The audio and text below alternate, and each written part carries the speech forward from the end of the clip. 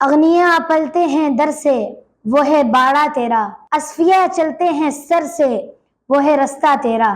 یا رسول اللہ صلی اللہ تعالیٰ علیہ وسلم، آپ کے در سے صرف فقیروں کو ہی نہیں بلکہ مالداروں کو بھی نوازا جاتا ہے اور بادشاہوں کو شاہی تاج بھی پہنایا جاتا ہے۔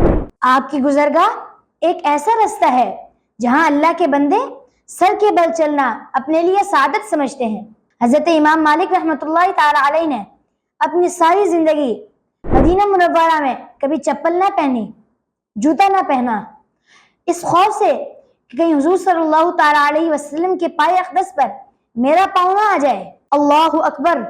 حضرت امام اعظم ابو حنیفہ رحمۃ اللہ تعالیٰ علیہ نے جتنے دن مدینہ منورہ میں قیام فرمایا، قضاء حاجت نہ فرمائی، ہوا کا خراج بھی نہیں فرمایا۔ جب بھی قضاء حاجت کی ضرورت ہوتی تو مدینہ منورہ سے باہر جا کر قضاء حاجت فرمائی۔ حرم کی زمین اور قدم رکھ کے چلنا، ارے سر کا موقع ہے او جانے والے۔